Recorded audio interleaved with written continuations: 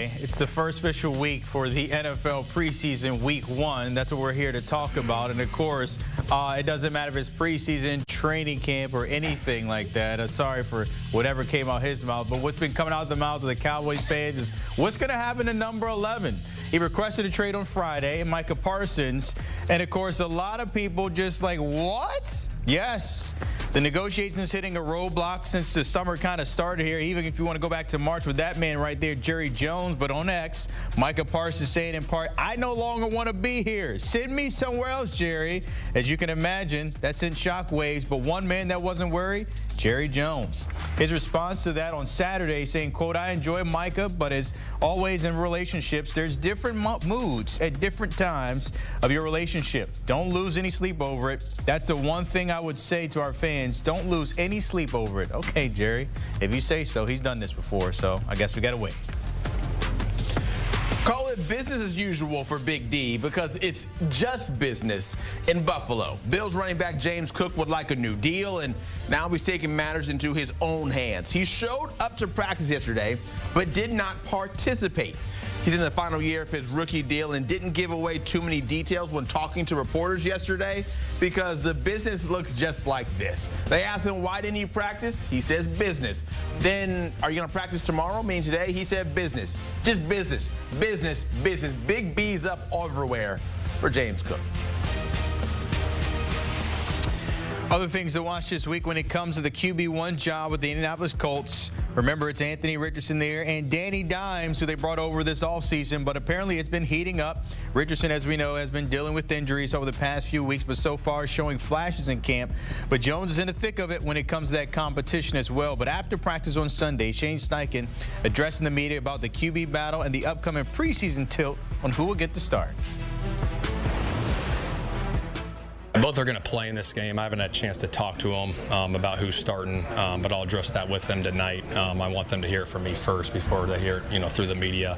But yeah, we'll work through that. When you say play, are you talking extensive or just to get a look? Yeah, they'll play a good amount. One will play a good amount this game, and the next one will probably play a good amount the next game. All right, for more what to expect this week here, my guy Douzable tapping in this morning on the buzz. And Leger, coach not showing his hand, whether it's Richardson or Jones there in terms of that QB1 job. But based on what we've seen and heard from Indy throughout this time, who do you think has the edge when it comes to starting against Baltimore later this week?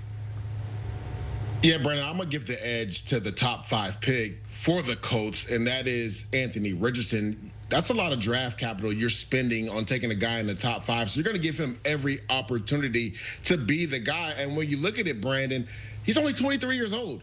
He's still younger than a lot of guys that came out in this draft or the draft before him. So a lot of upside with Anthony Richardson. But the thing is, consistency is key for him. First and foremost, he had a lot of growing up to do. He took himself out of a game because he was tired last year. You know how that looks to the locker room? Imagine those offensive linemen in front of him, Bernard Raymond, also Quentin Nelson. Those guys are tired every single play. You don't think they would like a playoff? You can't walk off the field when guys are battling for you. And then you see it right there. Last in completion percentage and touchdowns, interceptions in the season. Look what Anthony Richardson is. He's in the top 3 in NFL history. Matter of fact, Brandon, he completed less than 50% of his passes. And then when you talk about the quarterback battle as a whole, Anthony Richardson and Daniel Jones, both are 2 quarterbacks that started at least 10 games last year and had less than 10 passing touchdowns.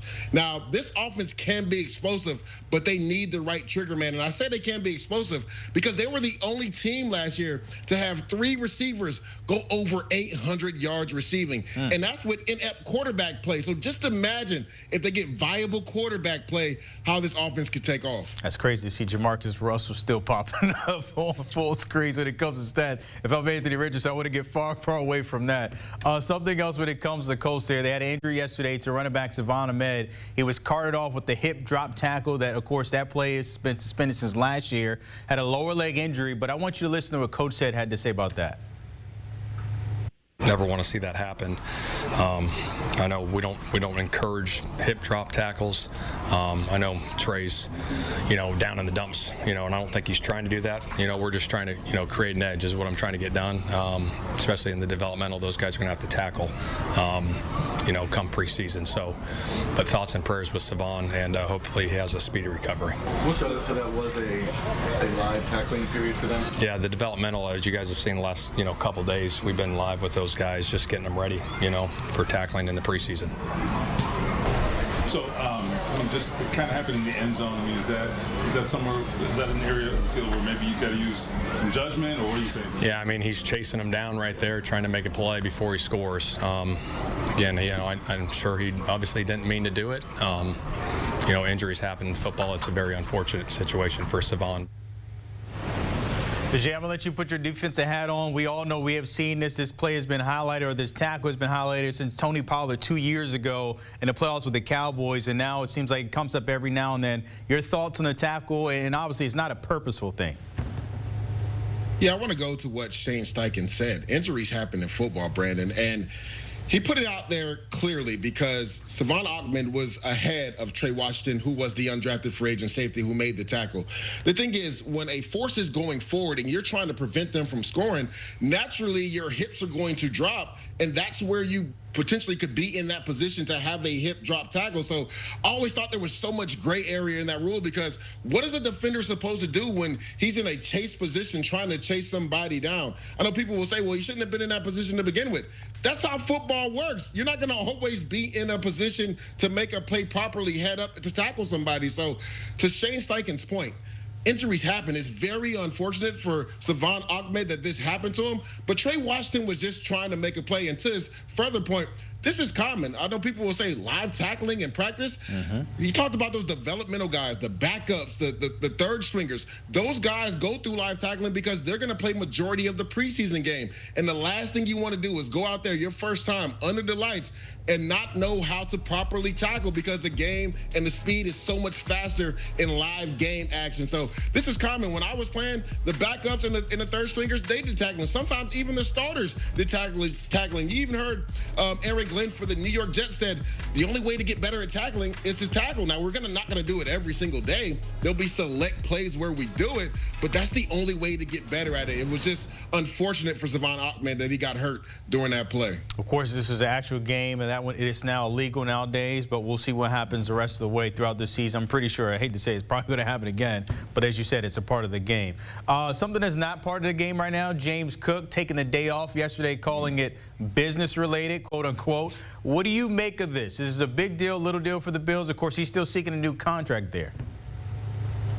Brandon, sometimes, as the young kids say, you got to stand on business. And that's what James Cook is doing.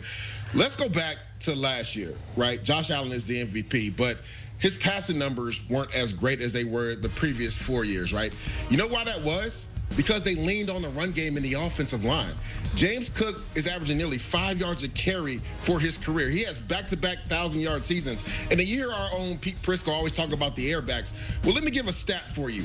In 38 targets out of the backfield last year, James Cook caught 32 passes, which means he almost caught everything that was thrown his way. So not only can he hurt teams running the ball, and you see it, most touchdowns in the season in Bills history when you talk about the regular season and postseason, one more than Josh Allen did the year before, but he's a guy that can hurt you out of the backfield as well. He is tailor-made for what they want to do in that offense. Again, they took a lot of pressure off Josh Allen. He became part of the run game, didn't throw it around as much, but they were able to do that because of what James Cook has done running the football for the Bills the last 3 years. Now, if he's trying to reset the market where Saquon is at $20 million, then again, I agree with the Buffalo Bills. You don't want to pay him that. But if you're looking at the Alvin Kamara deal right around $12 million, a little bit more than that, right under the Jonathan Taylor deal at $14 million, that's where James Cook should be. So again, I would be leery if you're the Buffalo Bills, because yes, you got rid of Stephon Diggs and your offense didn't lose a beat, because they became more run-centric because of the playmaking ability of James Cook. They need to get this deal worked out with him. So Buffalo, they're arguing about 12, 13, 14, maybe 20 mil. Over in Dallas, it's probably about 45 plus because yesterday's price is not today's price. Jerry Jones addressing Micah Parsons in the trade request, obviously telling fans don't worry about it. He's done this before with negotiations. We've seen it with Dak the right before kickoff. We saw that with CeeDee Lamb last year. But Leger, I have to ask you, at some point, fans are going to get weary if this drags out. Should they be worried? No, they shouldn't be worried. But my question to Jerry Jones is why? Why are you dragging your feet? You did the same thing with Dak Prescott. It ultimately cost you more. You did the same thing with CeeDee Lamb. It ultimately cost you more. If you had done the deal before TJ Watt got his extension, you probably could have got Micah Parsons for around $41 million a year. And you see it. Most sacks in their first 4 seasons. Only him and Reggie White went 4 straight years to start their career with 12-plus sacks in each one of those seasons. So he's in rare air when you talk about a playmaker and the best player on their team. And if you look at the history, right, there's been relationships between player and team that hasn't gone so well when it comes to contract negotiations. Just look at Myles Garrett. He wanted to be traded. He made a public proclamation, trade me, Cleveland, I don't want to be here. Well, you know what changed his mind? $40+ million, Brandon. That changed his mind. Then you go to Deebo Samuel, Brandon Ayuk. Players get upset all the time. And as a player, the only leverage you have is to withhold your services or ask for a trade. So that's what players do. So to Jerry's point, I'm not worried that a deal will get done. It's just going to end up costing Jerry more when he could have done this deal over a year ago. Just holding on to headlines all the way to week 1. Don't know why he does it, but that's what he does. The J News was always my friend. Appreciate you tapping in on the Morning Buzz. Hey, don't forget, of course, we are getting closer to the season, and that means count on Sunday's return on September 7th. All the games local, live on CBS. Don't forget, we got you covered here on HQ throughout the week and on Mondays, and then streaming also on Paramount Plus.